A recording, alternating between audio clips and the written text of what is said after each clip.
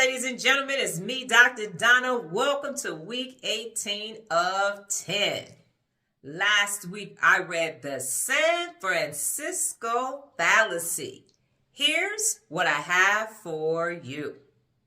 Okay, ladies and gentlemen, this is a good book. I am recommending it. Let me start there. I want to go over two different definitions before I go into my review. Number one, the definition of a fallacy is a mistaken belief, especially one based on an unsound argument.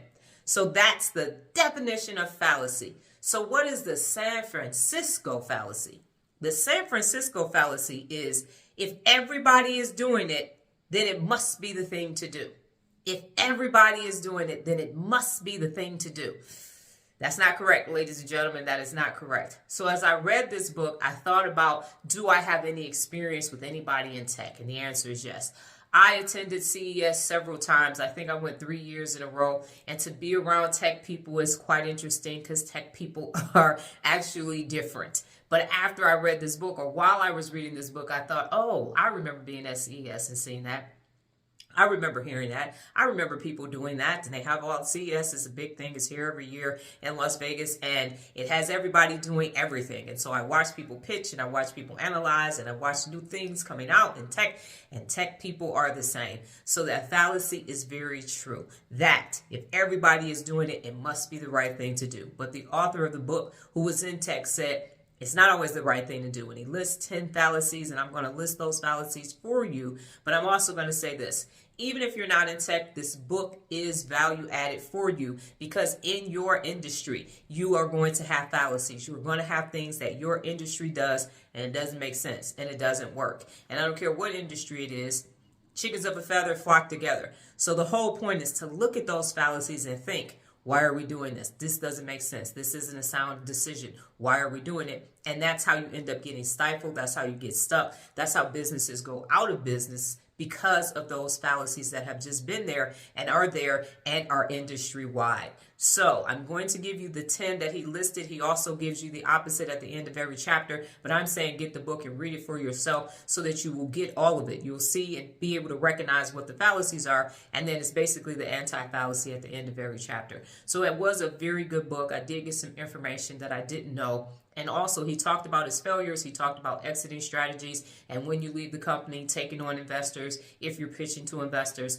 I am a part of Republic.co. And so I hear people pitching all the time. They want you to invest in the companies. And some of those same fallacies were taking place in the book that I have been on the receiving end of some of those fallacies as well. So, yes, very good book, very much value added. I say read it. Doesn't matter if you're in tech or not. It is muy bueno, 2 thumbs up. For me. Yes, yes, yes. Read the book, read the book, read the book.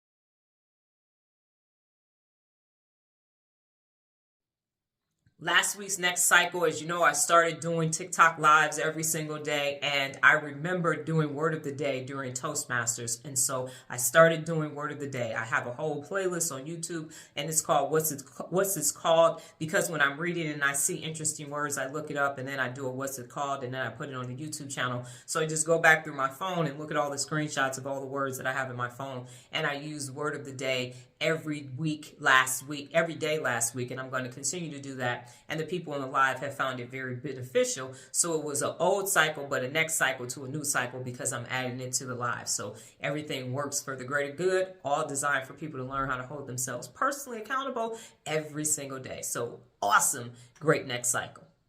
This week's book, The Wit and Wisdom of Mark Twain. Well, that's my time, ladies and gentlemen. But before I get out of here, just remember the tenacity of 10. Let the next cycle begin. Adios.